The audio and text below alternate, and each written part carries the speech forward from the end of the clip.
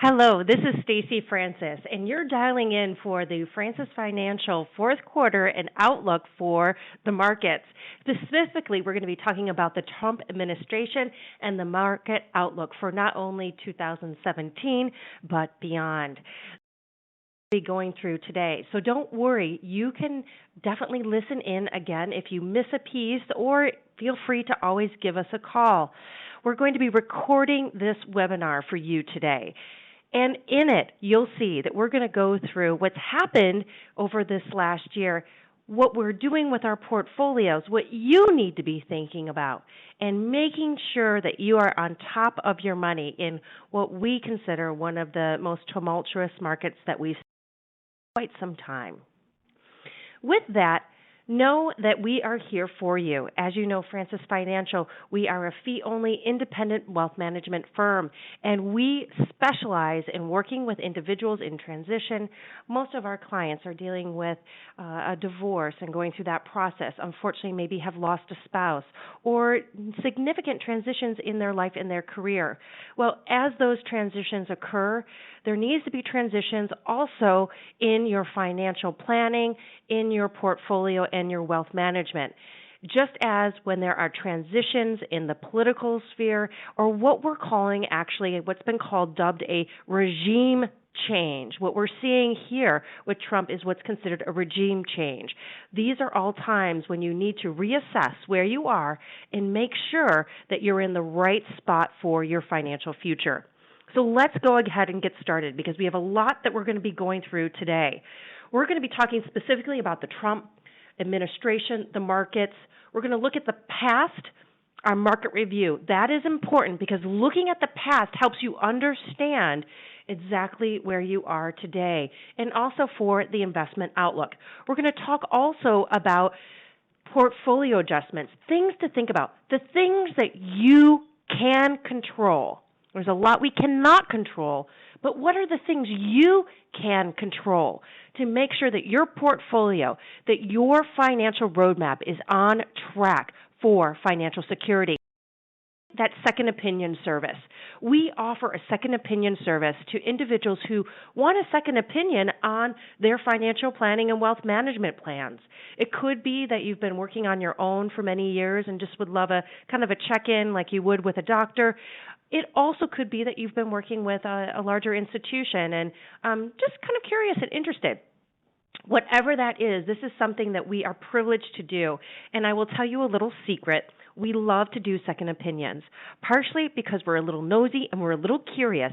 And it's great to see how other institutions are investing. It gives us more information, and if anything, it helps us better understand what's going on in the market, what's working for individuals, what's not, because we always have our ear to the ground to understand what people love about their planners and what they feel like could be better. That's how you get better, right? That's how you get better. So with that, we're going to go ahead and get started. We're going to be talking specifically about the Trump administration and the markets. And I have to tell you, I don't know about you, but I feel like I have a hangover from 2016.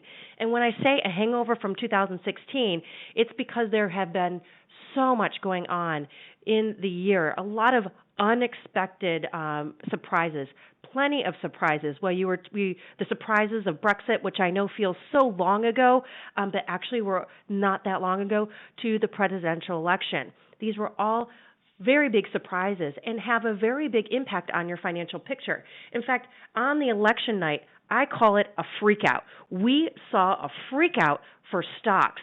Just the day before the election, we were hitting all-time highs as Clinton was cleared by the FBI of the email investigation, essentially putting her in the place of saying that there has been no wrongdoing, that they're going to continue to investigate. After that, the market went to an all-time high. Now, what you see in this chart below you is what occurred as the polling results came in. That evening of the election, 7:30 p.m., we were still at our high. 8:15, we hit that absolute high. And then from there on out, we saw what I call the election night freakout. And by later in the evening, just a few hours later, 10:30, CNN calls Ohio for Trump.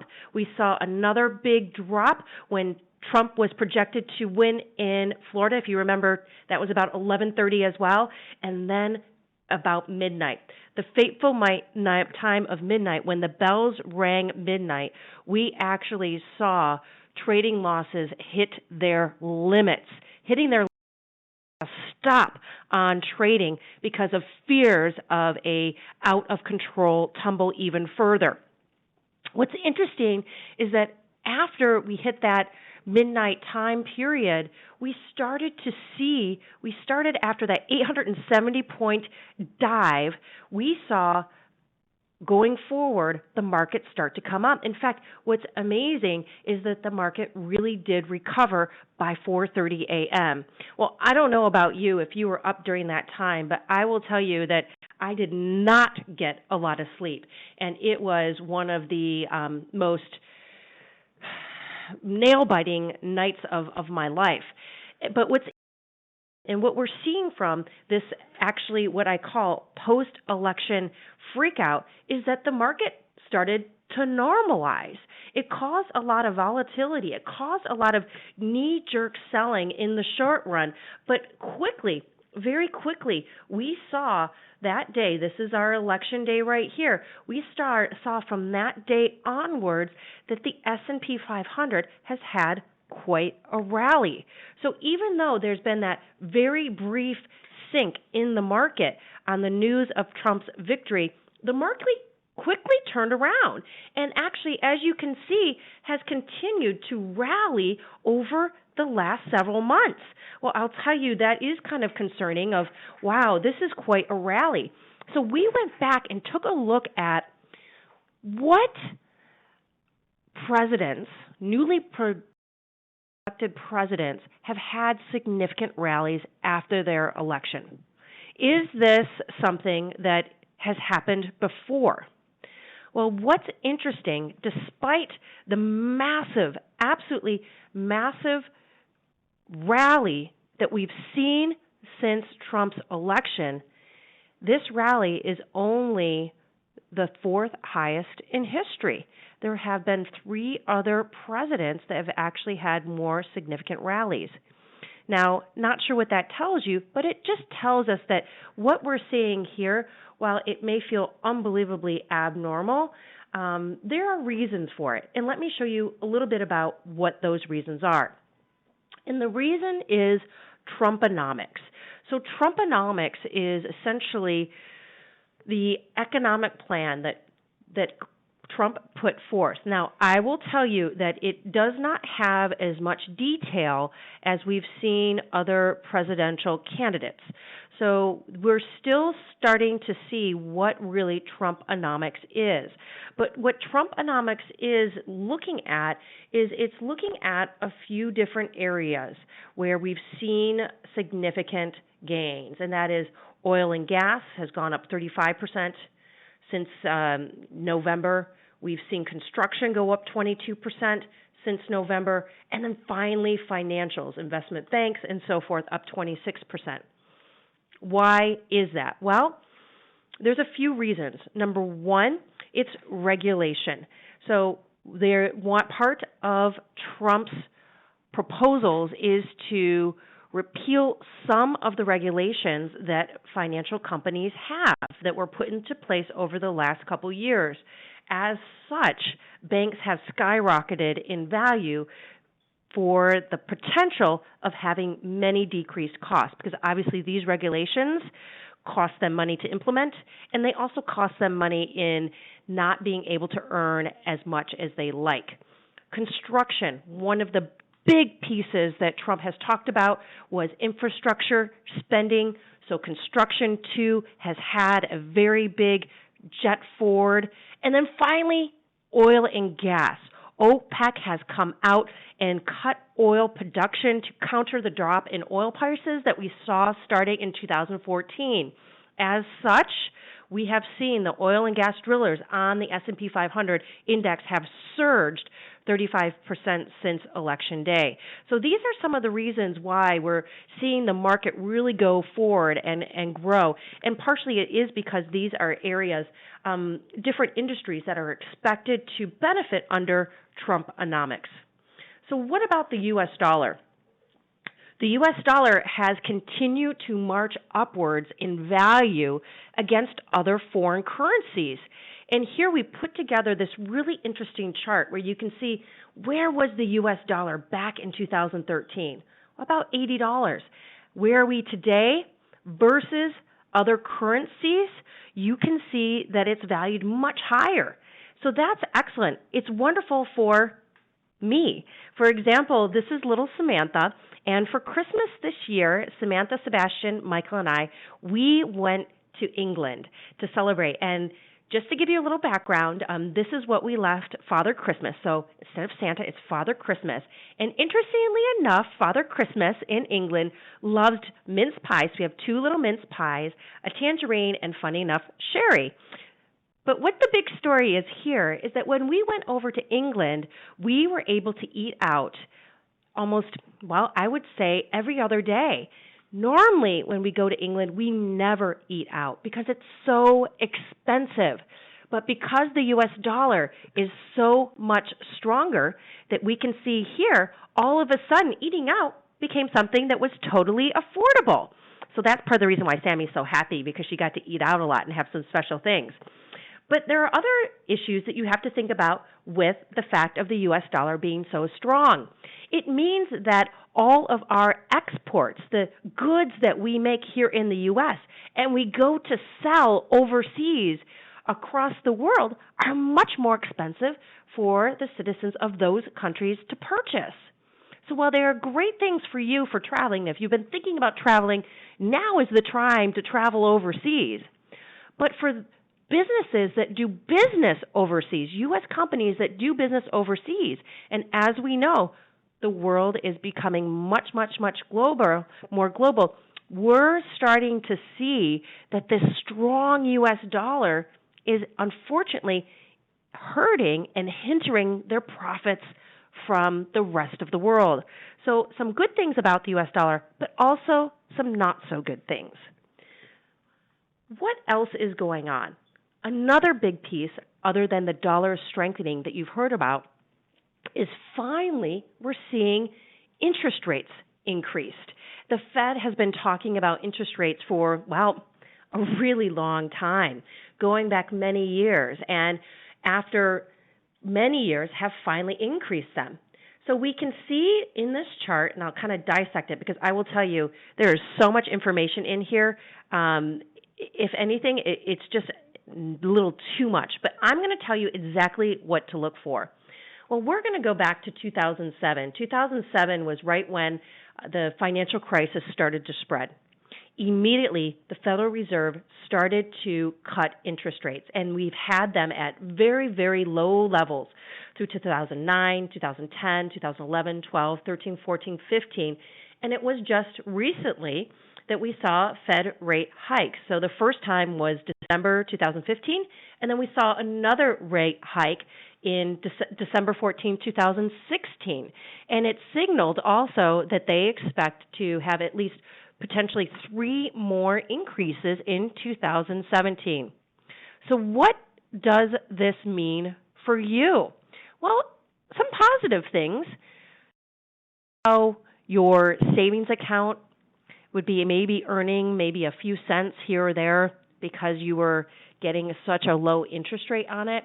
Well, the positive is that the interest rates paid on CDs, interest rates paid to you on your savings account are going to go up a little bit. That's really, really good.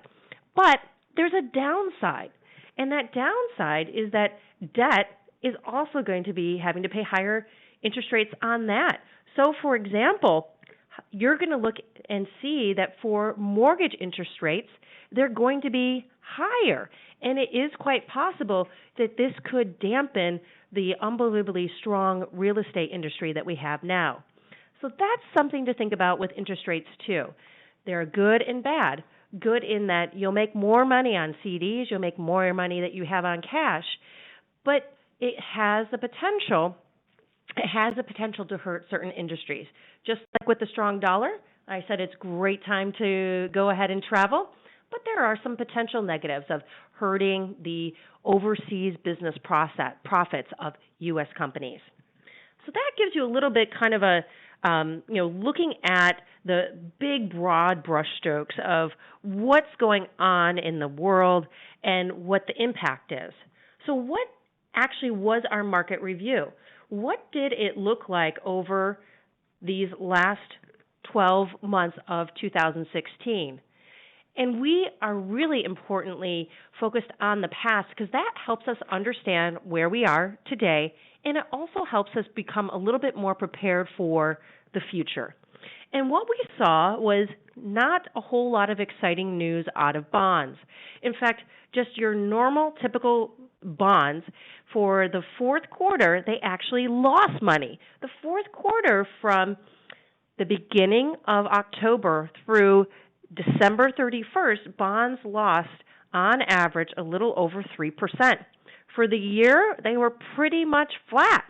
The big news is that floating rate bonds that we hold and high yield bonds that we hold did phenomenally well. Look at that. A 10% return in 1 year. High yield, a 17% return in 1 year.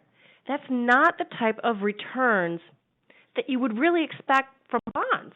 In fact, I'll be honest, judge me, but when I think about your portfolio, I think of bonds as kind of the not so exciting airbag, right? The role of the bonds is to cushion your portfolio when stocks go down significantly. Well, what we're seeing here is that we're seeing certain types of bonds behave differently. We took a little bit of a higher, closer, magnifying glass look into floating rate and high yield. Because again, these are not returns that you would normally expect from bonds. These actually are such high returns, they're returns you might expect from stocks. Well, what's interesting about floating rate is that the quality of most floating rate bonds is pretty low. In high yield here, the 17.5% return, before you get the party hats on, high yield, just so you know, that's a cocktail party way of saying junk bonds. High yield bonds and junk bonds are the same. And what do junk bonds sound like? Well, it sounds like they don't have great credit quality. And guess what? You're exactly right. So while these returns look wonderful, and looking back maybe 2020, you think, gosh, I wish I had all my money in high yield. I wish I had had all my money in floating rate bonds. I will tell you, it's appropriate to have them as a small part of your portfolio like we do, but there is a lot of risk in these bonds. And so it's really not appropriate to have the majority of your holdings in bonds. Now, what about the other parts of the market? Did stocks have an exciting year? They actually really did. In fact, we saw U.S. large company stocks have 11.8% return.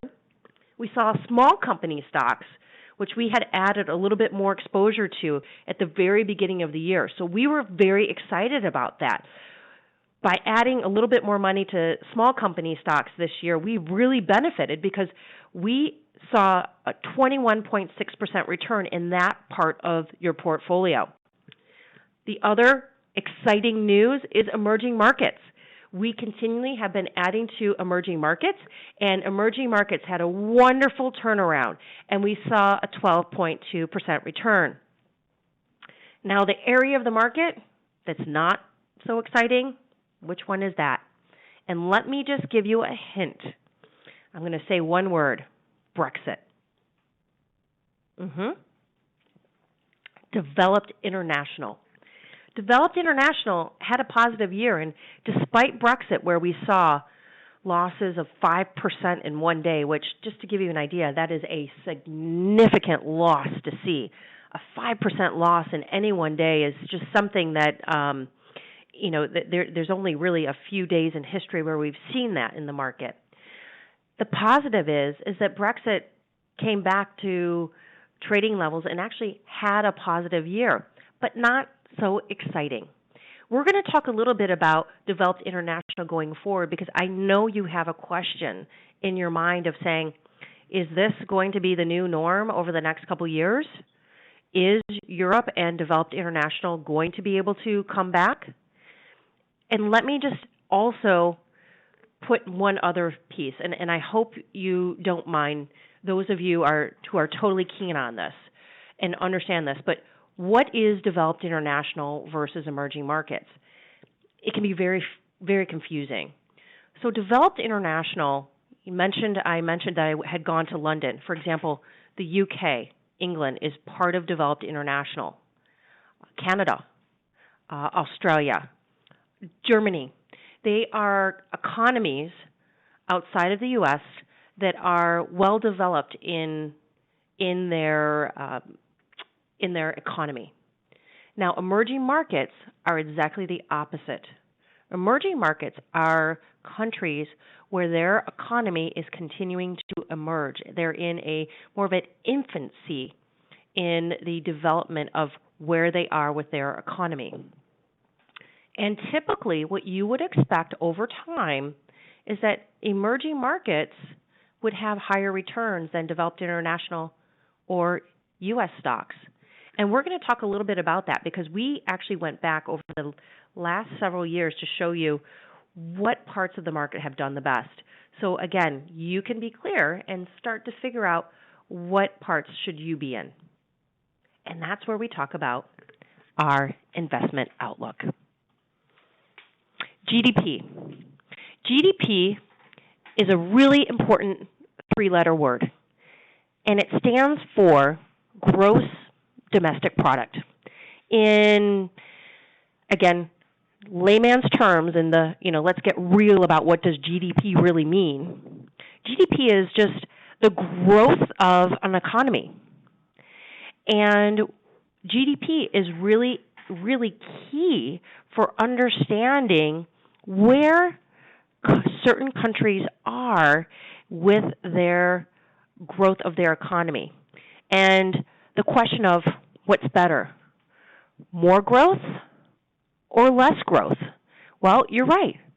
Higher growth rates show more positive opportunity for investing in that country. So let's talk about the countries that have the highest GDP. Now, I know that this is a lot of data. And what we did is we took a look going back to 2015. We got all the GDP numbers from essentially every country that exists in our beautiful world. And what's interesting, you may see some really phenomenally interesting countries here, such as Vietnam, that is number 21. Fiji, a wonderful place that I hope someday to be able to visit, that's 52. And you can see their GDP growth.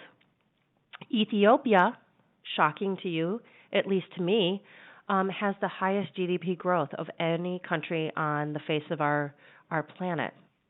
These are countries that are growing significantly and have just unbelievable progress in their economy. Now, what's interesting as you look at many of these countries, you don't see as many developed countries. In fact, here you will very clearly not see, for example, Germany. You will not see the United States.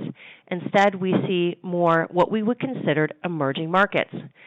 Now, we are up to 52, the 52 highest GDP, and we're still not seeing the United States. So let's take a little bit more look. Now, take a look at all of these other wonderful countries, many of these dreams of places that I would love to go visit. And you'll see Poland, you'll see Saudi Arabia, you'll see Spain, Turkey, Paraguay, Hungary, Costa Rica as well. But what are we missing? We still don't see the United States. Here we go. You have to go out to number 113 to see where the United States is. our GDP clocked in at 2.6%. 2.6%. And as far as where that is, there's a lot of growth to be had yet. And something that we go back to Trumponomics, based on Trump's stimulus plan of more spending with infrastructure, with less regulation of the pharmaceutical industry, less regulation with guarding financial services, we are looking at potentially having a 0.5% increase in real GDP growth for the U.S. In fact, what we've seen here is our average, which was about 2% of real GDP growth, and the source is from Morningstar Direct, so looking at that. And just since the post-Trump victory, we have seen already a bump up in GDP growth. So I understand that I personally don't necessarily agree with all of the different policies and philosophies that Trump may have. And you may not agree that the financial services industry should be deregulated in the way that he hopes. And I will tell you, I'm there with you, because regulations are important, in particular to protect consumers like you. So while we may not necessarily agree with this, the flip coin is that this is our president. We have him for 4 years, and we need to make the best of it. And continuing to make our economy strong, that is one piece that it's looking, at least from the initial economic news coming out of Washington and some of the think tanks and the wonderful colleges and universities, that based on these policies, we are looking at potentially much higher GDP growth, which is definitely a positive going forward. So if we have increased GDP growth here in the U.S., what does that mean for stocks? What does that mean for you? And when we think about stocks and their performance, it's really tempting to want to really focus on the near term, the next month, the next quarter. But it's imperative to know that when you're thinking about investing for your future, that you also should be looking at the 5-year time frame and beyond. Because when you invest, this is money for long term. So you should be less concerned about short-term performance. So let's take a look to see where we're at. Overall, the big thing that this complicated chart is telling us, at least, I think it's a little bit complicated. It's telling us that European and emerging market stocks are relatively cheap compared to U.S. stocks. And that U.S. stocks have done so well, they've done so well, that based on historical valuations, they're kind of expensive. And let me show you how you read this. So in gray, it shows you the price-to-earning ratio of U.S. stocks.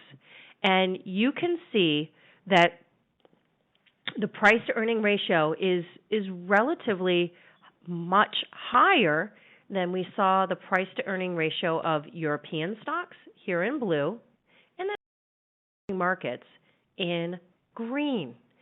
Now, there have been other times that the price-to-earning ratio for U.S. stocks was higher, but let me show you those 2 times, and you will get my message very clearly. Well, do you remember the internet bubble burst, when we had internet stocks going up to, on a daily basis, going up 1%, 2%, just really almost out of control? We saw ultimately peaking price-to-earning ratio, and then what happened? Then we had the bubble burst.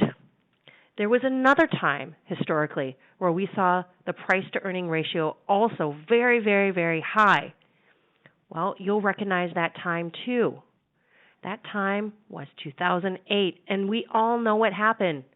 The bubble burst.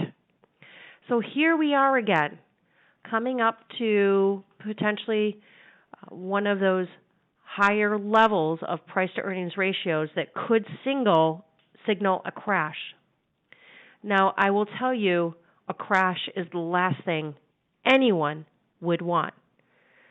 We do not expect a crash. Instead, we see the U.S. stock market as somewhat overvalued and somewhat less attractive relative to the risk that it poses over those next couple years. Instead, we see more opportunity specifically in Europe, and we also see more opportunity in emerging markets as generating higher returns than U.S. stocks over those next 5 years. Now, how is it that we're at such high price to earnings levels for U.S. stocks? And I'm sitting here saying that another 2008 is not necessarily something that is keeping us up at night or keeping us worrying during the day. It's because of that added GDP growth that we are seeing and expected. It's because we are now in a place where Obama has added 10 million jobs. We're at nearly full capacity for employment. We are continuing to see strong earnings from corporations. We are at the strongest point of our economy that we have been since 2008. So while we do expect U.S. stocks to not perform as well as they have over these last several years, we do not expect necessarily a huge drop. Let's talk a little bit more about that, because I know that this is something that having more information about is better. We put together a chart in conjunction with Lippman Gregory, the research firm that we work with, as well as DFA, Dimensional Fund Advisors. And we looked at all of these different asset classes, and we've shown you a bear case, which is the worst case scenario. Again, we give very little belief that that will actually be the type of scenario we see going forward.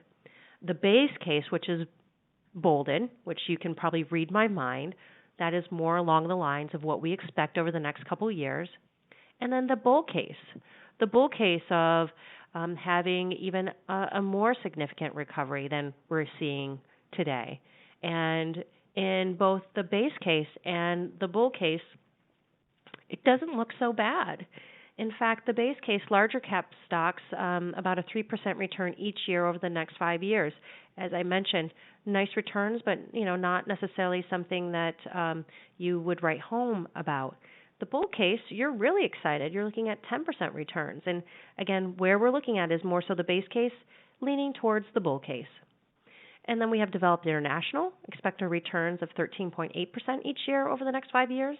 Emerging markets, really beautiful, 11.4%. We also then have bonds, and you'll see the bonds, none of them are all too exciting, but that's okay. That's not really the role of bonds to get you huge returns. Bonds are there, again, to cushion the portfolio. Your bonds are also really important for giving you income.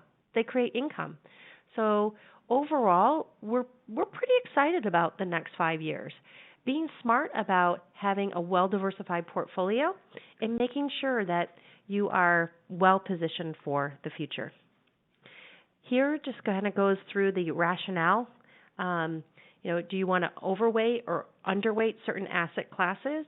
And I would tell you also to be very clear, just because something we might say underweighted doesn't mean you sell out of it. That's not smart investing. Smart investing is having all different asset classes. So in our portfolios, we're a little bit underweighted in large company stocks, and we have a little bit more in small company. We have a little bit more in developed international and a little bit more in emerging markets. And then for us, we have a little bit less in just plain vanilla bonds and a little bit more in floating rate and absolute return, which are expected to do well even with interest rates rising. So what adjustments have we made? What adjustments might you want to think about? Well, we are in the process of making changes to our portfolios. We've been doing this over the last year, specifically in the U.S. stock and bond space. There are 4 areas that we are focusing on. First, looking at expense ratios. 2, making sure that the risk of the portfolio is in line with our clients. 3, making sure that the bonds we have, that the credit quality is sufficient. As we talked about with junk bonds and floating rates, part of the reason why junk bonds had a 17% return was because they're very low credit quality. With floating rates with 12% returns, they too do not have as high credit quality. So while we really enjoyed those returns and are very happy about them, trust me, there was lots of champagne toasting there, you have to be careful that they're a part of your portfolio and not all of it. And then further, making sure that we're using an evidence-based approach. Let me go through each one of these because I know there's a lot of data here, and we're going to be wrapping up in probably about the next 5 to 7 minutes. So here are the things that you can control. You can control how you invest, letting the markets work for you, being tax efficient, investing in the most low-cost possible way, and making sure you're diversified and you're staying disciplined. A gentleman that I highly respect, Eugene Fama, he received one of the Nobel Prizes for his work in market efficiency and smart investing. And one of his most famous quotes that if 3 or 5 years of returns are going to change your mind on an investment, you probably shouldn't have been there. You probably should not have invested in it really in the beginning anyway. And he's just one of those individuals, and we actually work with his company, Dimensional Fund Advisor. There's a few other Nobel Prize economists that are part of Dimensional Fund Advisors, and a lot of their data is in this presentation. They know what they're talking about, and they believe, as we do, in an evidence-based approach. And an evidence-based approach is looking at the evidence of how do markets perform historically. And historically, what we have seen is that smaller companies tend to outperform large companies over long periods of time. Value-oriented companies that are undervalued tend to outperform growth companies over time. These are all things that are important, and that lower cost investing tends to outperform higher cost investing over time. It kind of all makes sense. An evidence report, part of creating that evidence-based investing is making sure that the portfolio you have, that you have the best returns possible based on your risk tolerance, what's going to let you sleep at night, and also your goals. So that is one of the key pieces, again, and what we look for in our portfolio of making sure that your portfolio is getting the best returns based on your risk tolerance, whether you're an aggressive investor or you're a more conservative investor. The other piece is being smart with taxes. Every dollar you pay to Uncle Sam is a dollar that's not in your pocket. And you can be very smart and savvy by minimizing taxes on the income, on the dividends, and the capital gains that you produce and have your portfolio create. So being smart about having tax inefficient investments in efficient retirement and so forth. We also love to make sure that just as you don't want to put all your eggs in one basket, you want different asset classes, and you want to invest across many different asset classes. Why is that? Because you can see here Going back all the way to 2002, the best asset class performance here, and then the worst. And let me just show you U.S. stocks. So U.S. stocks in 2002, of all the asset classes, was the worst performing, a 22% loss. The next year in 2003, 4, 5, and 6 did okay compared to the others. We then saw it towards the bottom, a little bit better. Here, look, over the last couple of years, it's been the highest returning. Now, do you see a pattern? Can you see a pattern that will predict, based on 2016, which asset class is going to do best in 2017? Well, if you have that exact pattern, please call me, because we will go and retire to the Bahamas. Because if you figured this out, you figured out the unspoken, hidden truth of the market that no one has been able to really figure out. All we know is that over time, here, over a 15-year time period, the emerging market stocks have performed best, followed by small company stocks, followed by large company stocks, followed by global, balanced, developed international, and fixed income. Fixed income is the same thing as bonds. What this is showing you with the different, every year, different performance, and I think emerging markets is really wonderful to see, because you can see it was a top performer from 2003 to 2007, but look at this. Then it had the absolute worst performance many years after. It's about making sure that you have all different asset classes in your portfolio to make sure that you're not putting all your eggs in one basket. That is part of that really smart, important piece of investing across many different asset classes. And another piece is investing in as low cost a way as possible. I think there's a great example. Ann Taylor, I will be honest, is one of my favorite places to shop.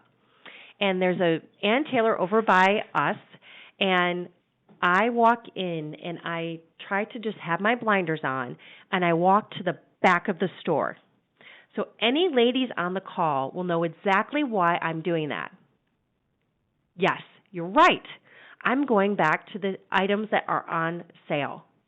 And I have to say, you can get some really beautiful suits, some beautiful dresses for 20% off, 25% off, if you really hit it right, even 50% off.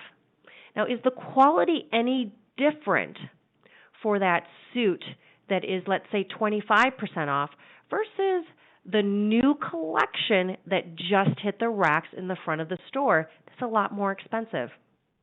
And the answer is no. Well, it's the same thing with investing. You don't want to overpay for something that has the same quality, just as the way you are savvy and smart when you think about shopping for your clothes. So being smart about investing, having broad diversification, great investments, but every dollar you pay in fees is a dollar you don't receive in return.